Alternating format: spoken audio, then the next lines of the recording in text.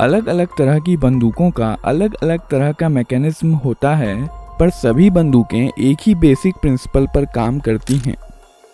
Fully automatic बंदूकों से अलग, जो कि लगातार फायर कर सकती हैं, सेमी ऑटोमेटिक बंदूकें एक बार ट्रिगर दबाने पर एक ही राउंड फायर करती हैं। यह एक 9mm सेमी ऑटोमेटिक पिस्तौल है। इस वीडियो में हम देखेंगे कि सेमी ऑटोमेटिक हैंडगन्स और पिस्तौलें कैसे काम करती हैं। यह एक कारतूस या कार्ट्रिज है। इसे मैगजीन में लोड किया जाता है, जिसमें स्प्रिंग और फॉलोअर इस पर दबाव बनाए रखते हैं।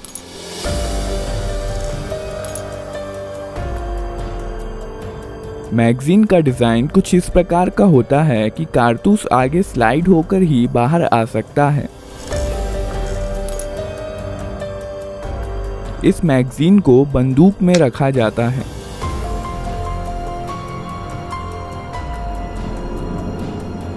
यहाँ पर बंदूक के अंदर के महत्वपूर्ण पार्ट्स दिखाए गए हैं। बंदूक को पहली बार फायर करने के लिए रिकॉइल स्प्रिंग के अगेंस्ट स्लाइडर को हाथ से पीछे खींचा जाता है। इसके कारण कई चीज़ें एक साथ होती हैं, जिन्हें हम एक एक करके देखेंगे। स्लाइडर के मूवमेंट के कारण हैमर पीछे आता है। यह हैमर स्ट्रट के जरिए मेन स्प्रिंग से जुड़ा होता है और इसलिए मेन स्प्रिंग को दबा देता है।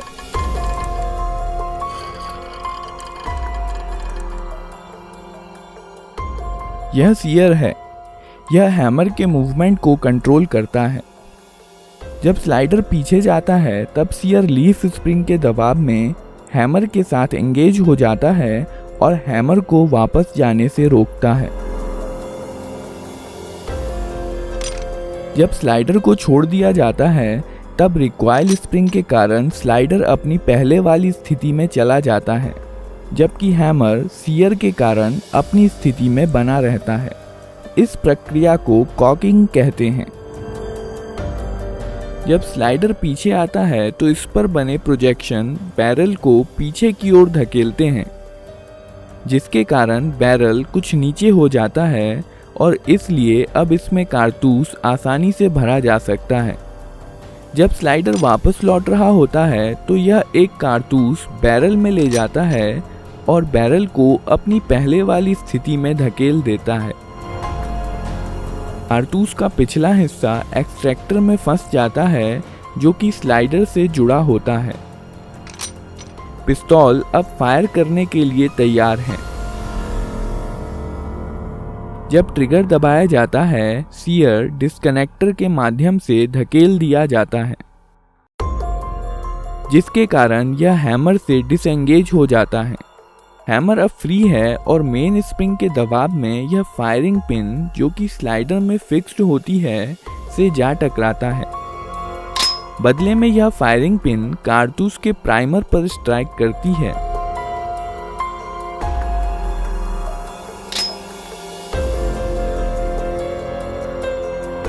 प्राइमर में इम्पैक्ट सेंसिटिव एक्सप्लोजिव होता है, जो फायरिंग पिन के टकराने की वजह से जल जाता है। इसके कारण कारतूस में रखे पाउडर में आग लग जाती है, जिसकी वजह से बहुत सारी गैसेस पैदा होती हैं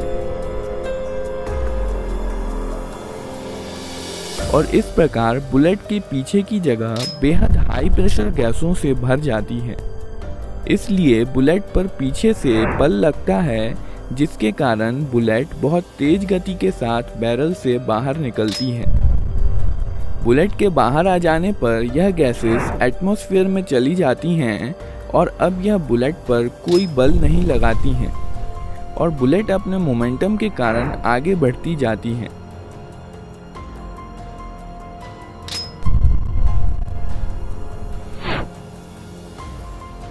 बैरल में कुछ लकीरें और खांचे बने होते हैं, जो आगे बढ़ते समय बुलेट को स्थिरता के लिए घुमा देते हैं। यह गैसें बंदूक पर भी समान और विपरीत बल लगाती हैं, पर चूंकि बंदूक काफ़ी भारी होती है, इसलिए इसका एक्सेलरेशन बुलेट के मुकाबले काफ़ी कम होता है और इसलिए यह पीछे की तरफ ज़्यादा गति प्राप्त नहीं कर पाती। विस्फोट की कुछ एनर्जी स्लाइडर को पीछे धकेलने में इस्तेमाल हो जाती है। केस या खोखा स्लाइडर के साथ पीछे आता है और इजेक्टर की मदद से बाहर निकाल दिया जाता है।